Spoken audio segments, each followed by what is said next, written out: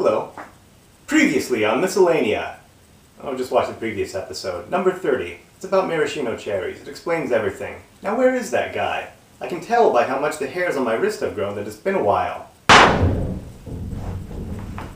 Ah, what a coincidence. You're right on time. You're looking a lot better these days. This helped. Here, you're gonna need it. Ooh, gimme. Oh, it's only half full. This too.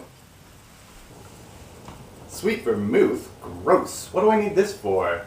I've got good news and bad news and bad news and bad news. I found the whiskey and the vermouth, and that's what we need to get me back home, but by the time I got to the episode, there'd been a break-in. It was stolen. But fear not. It's still locked within your memories, deep inside you somewhere. All you have to do is recall it. You know how. Oh, you mean I gotta do stuff? Why can't you just do the stuff? I can't do it myself. You and I are like two cans on a string pulled taut. Hey, alright. If I do what you say, will you stop it with the weird metaphors and stuff? No promises on that front, but I will tell you that if you make me a Manhattan, it'll get me home. Take me home. Out of your universe. Probably forever. I'm really more of a martini guy. When I drink whiskey, I like it neat. Unless it's a hot day, then maybe on the rocks. I know, and I'm right there with you. But trust me, once in a while, Manhattan's kinda nice. Alright, if it'll get you home and stop the universe from imploding, I'll give it a try. Tonight, we're making Manhattans. You'll need whiskey. Traditionally, rye was the whiskey of choice for Manhattans and other whiskey cocktails, but as rye has become less common and bourbon has soared in popularity, bourbon has become the whiskey of choice. You'll also need sweet vermouth. I suggest buying a small bottle of this if you can find one. It's usually sold with the wine or the cocktail mixers, and it's not good for much besides cocktails. The third ingredient that makes a Manhattan is bitters. You can find these in most liquor stores with the cocktail mixers. Angostura is the most popular and common brand, but there are many brands and many flavors. Orange bitters go particularly well in a Manhattan. Since this is a follow-up to the maraschino cherry episode, we'll be using those as a garnish. There are a few other options for garnishing a Manhattan, including twists of orange or lemon peel.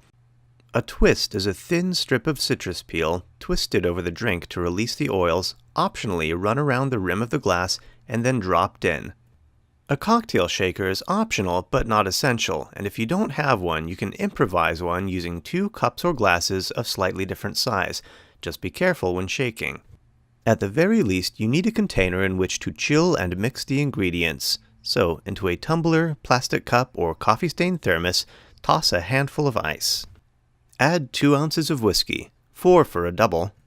Don't go crazy with the vermouth. Between 3/4 and 1 ounce of vermouth per 2 ounces of whiskey is a pretty good ratio, so 2 shots of whiskey, no more than 1 shot of vermouth.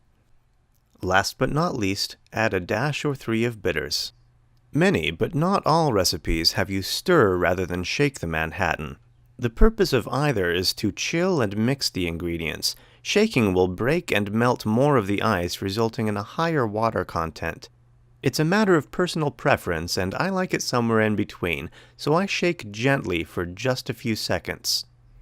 After mixing, strain the drink into a glass using a cocktail strainer, a fork, or your fingers.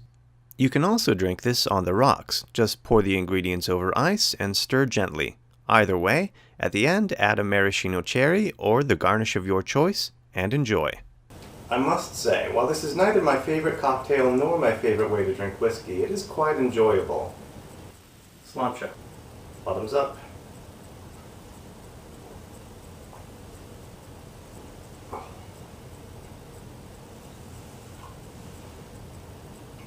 Mouth.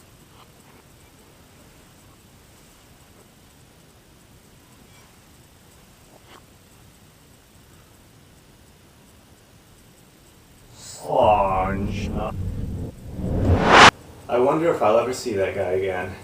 Only every time I look in the mirror, because right? Tune in next time for information on something else.